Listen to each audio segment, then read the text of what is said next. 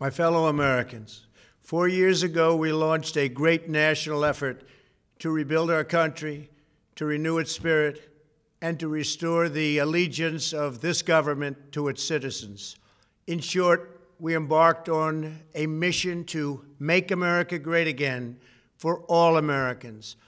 As I conclude my term as the 45th President of the United States, I stand before you truly proud of what we have achieved together. We did what we came here to do, and so much more. This week, we inaugurate a new administration and pray for its success in keeping America safe and prosperous. We extend our best wishes, and we also want them to have luck, a very important word. I'd like to begin by thanking just a few of the amazing people who made our remarkable journey possible. First, let me express my overwhelming gratitude for the love and support of our spectacular First Lady, Melania. Let me also share my deepest appreciation to my daughter Ivanka, my son-in-law Jared, and to Barron, Don, Eric, Tiffany, and Lara. You fill my world with light and with joy. I also want to thank Vice President Mike Pence, his wonderful wife Karen, and the entire Pence family. Thank you as well to my Chief of Staff, Mark Meadows, the dedicated members of the White House staff, and the Cabinet, and all of the incredible people across our administration who poured out their heart and soul to fight for America. I also want to take a moment to thank a truly exceptional group of people, the United States Secret Service. My family and I will forever be in your debt. My profound gratitude as well to everyone in the White House Military Office, the teams of Marine One and Air Force One, every member of the armed forces, and state and local law enforcement all across our country. Most of all, I want to thank the American people. To serve as your president has been an honor beyond description. Thank you for this extraordinary privilege, and that's what it is, a great privilege and a great honor.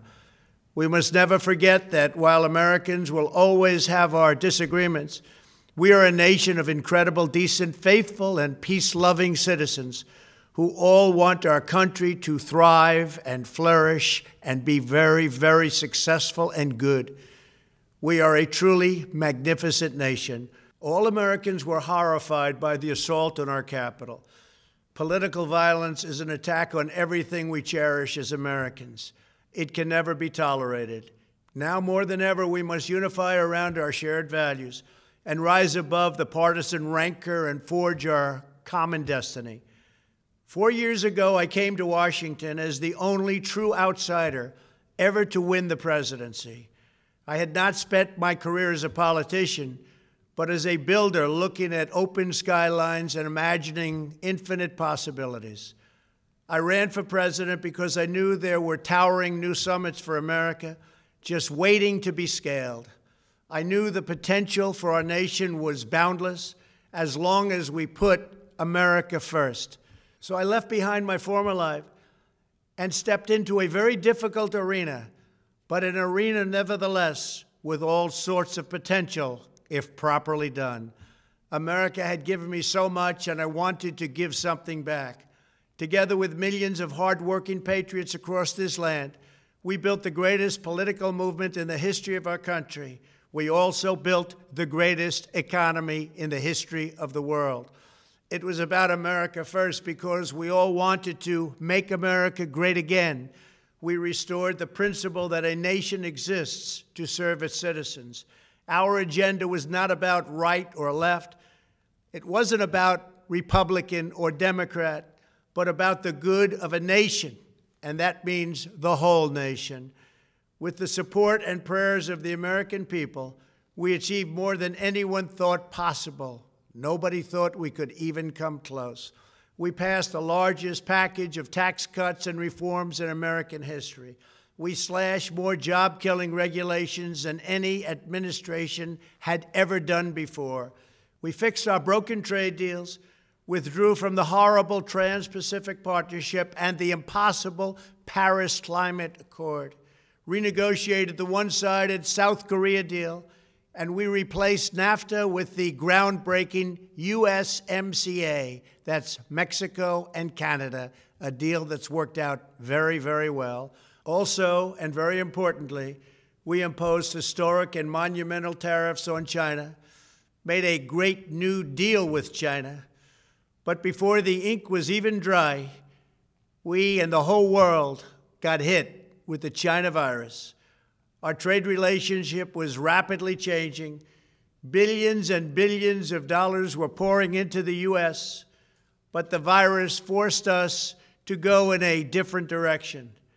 The whole world suffered, but America outperformed other countries economically because of our incredible economy and the economy that we built. Without the foundations and footings, it wouldn't have worked out this way. We wouldn't have some of the best numbers we've ever had. We also unlocked our energy resources and became the world's #1 producer of oil and natural gas, by far. Powered by these policies, we built the greatest economy in the history of the world. We reignited America's job creation and achieved record low unemployment for African Americans, Hispanic Americans, Asian Americans, women, almost everyone. Income soared, wages boomed, the American dream was restored, and millions were lifted from poverty in just a few short years. It was a miracle. The stock market set one record after another, with 148 stock market highs during this short period of time, and boosted the retirements and pensions of hardworking citizens all across our nation. 401ks are at a level they've never been at before. We've never seen numbers like we've seen, and that's before the pandemic and after the pandemic. We rebuilt the American manufacturing base, opened up thousands of new factories, and brought back the beautiful phrase, "Made in the USA." To make life better for working families, we doubled the child tax credit and signed the largest ever expansion of funding for child care and development. We joined with the private sector to secure commitments to train more than 16 million American workers for the jobs of tomorrow. When our nation was hit with the terrible pandemic, we produced not one, but 2 vaccines with record-breaking speed, and more will quickly follow. They said it couldn't be done, but we did it. They called it a medical miracle, and that's what they're calling it right now, a medical miracle. Another administration would have taken 3, 4, 5, maybe even up to 10 years to develop a vaccine. We did it in 9 months. We grieve for every life lost, and we pledge in their memory to wipe out this horrible pandemic once and for all. When the virus took its brutal toll on the world's economy, we launched the fastest economic recovery our country has ever seen. We passed nearly $4 trillion in economic relief, saved or supported over 50 million jobs, and slashed the unemployment rate in half. These are numbers that our country has never seen before. We created choice and transparency in healthcare, stood up to Big Pharma in so many ways, but especially in our effort to get favored nations clauses added, which will give us the lowest prescription drug prices anywhere in the world. We passed VA choice, VA accountability, right to try, and landmark criminal justice reform. We confirmed 3 new justices of the United States Supreme Court. We appointed nearly 300 federal judges to interpret our Constitution as written. For years, the American people pleaded with Washington to finally secure the nation's borders. I am pleased to say we answered that plea and achieved the most secure border in U.S. history.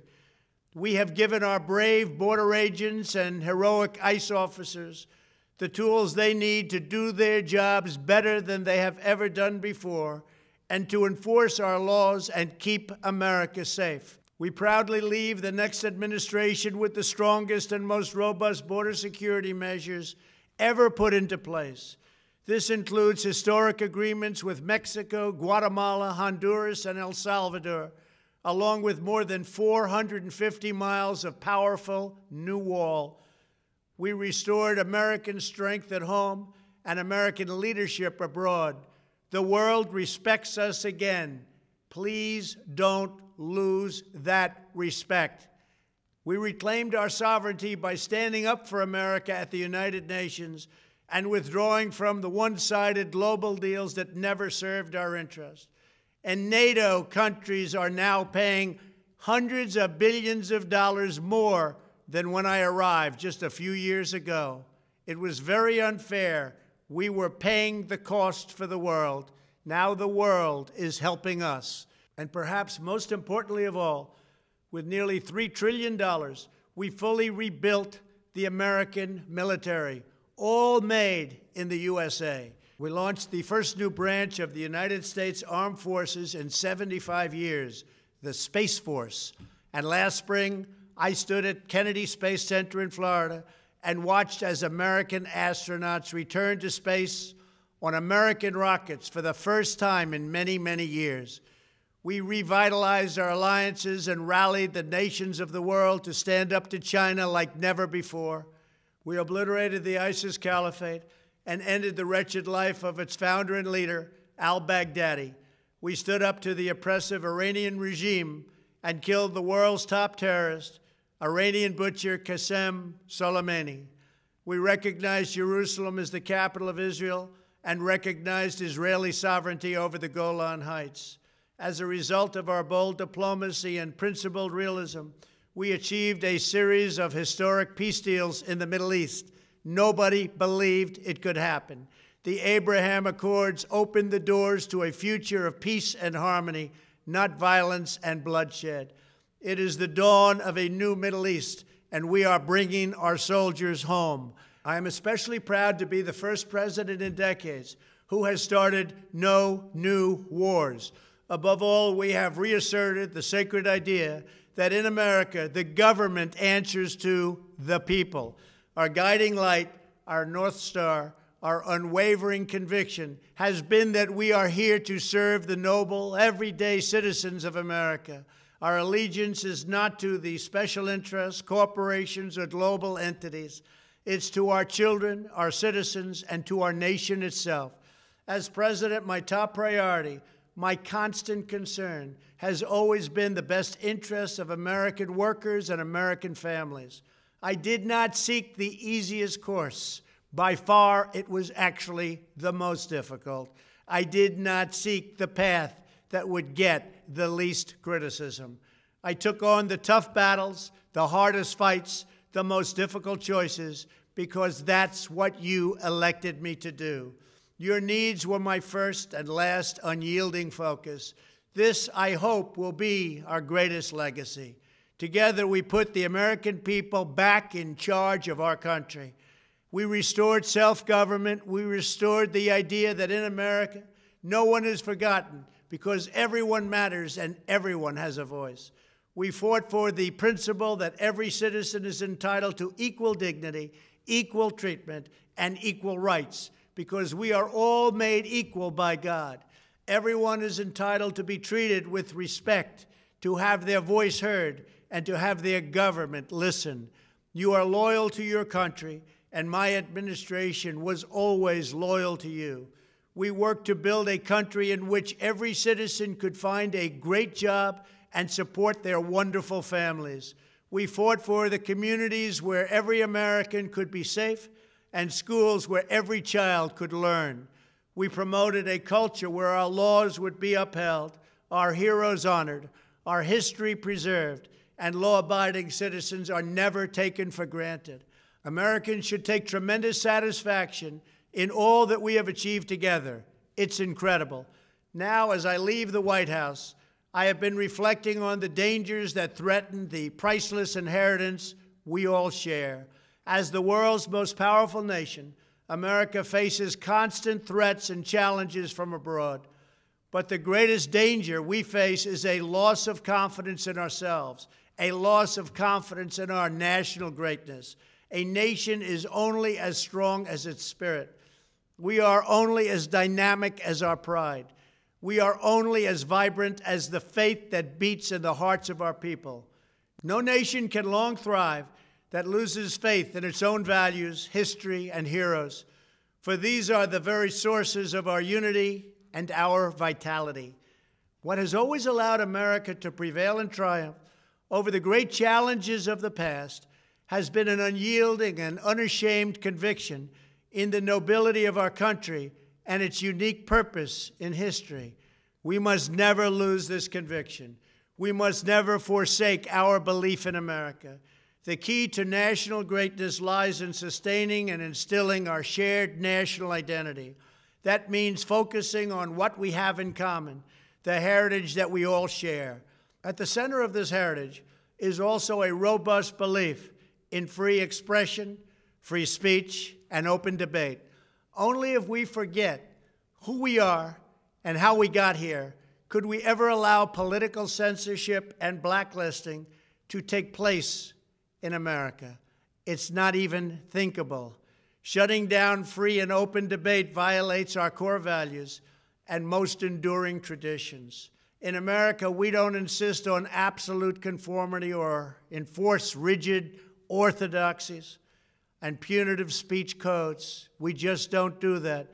America is not a timid nation of tame souls who need to be sheltered and protected from those with whom we disagree.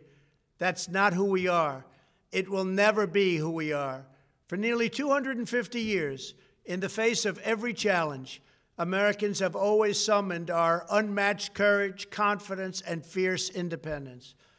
These are the miraculous traits that once led millions of everyday citizens to set out across a wild continent and carve out a new life in the Great West.